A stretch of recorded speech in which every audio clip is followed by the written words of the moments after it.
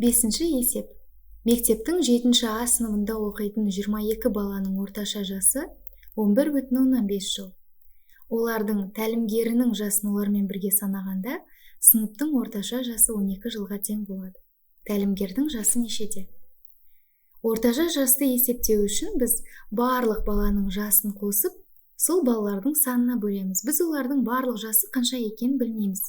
X деп белгілейік. Және оны 22-ге бөлеміз. Онда ол 11,5 болады дейді. Демек біз барлық балалардың жастарының қосындысын таба аламыз. Бұл жерден 11,5-ті 22-ге көбейту керек. Мына жерге бағандап көбейтейік. 11,5 көбейтеміз 22-ге. 2-ні 5-ке көбейтеміз 10, 0 жазамыз бір ойда. 2-ні 1-ге 2 ойдағымен 3, 2-ні 1-ге 2. 2-ні 5-ке көбейтеміз 10, 0 жазамыз бір ойда. 2-ні 1-ге мұнда 3 және 2.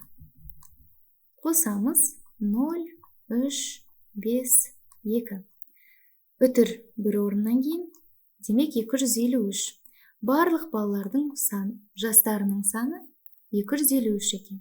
Енді әрі қарай қарайық. Егер олардың тәлімгерінің жасын олармен бірге санасақ, сыныптың орташа жасы 12 жылға тең болады дейді. Ендеше біз тағы да олардың барлық жастарының қосындысын білмейміз.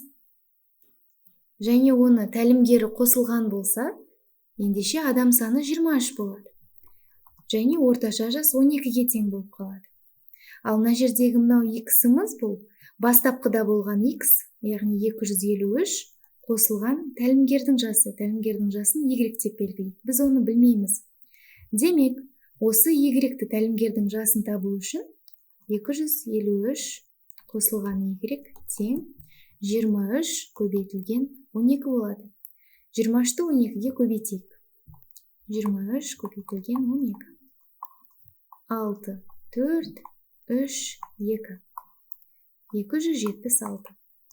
Демек, 253-ке барлық балалардың жасына тәлімгердің жасын қоссақ, 276 болады екен. Біз осы жерден тәлімгердің жасын анықтай аламыз. 276-дан 253-ті азайтамыз. Сонда 23 шығады. Демек, тәлімгердің жасы 23-те. Нұсқалардың ішіндегі дұрысы D нұсқасы.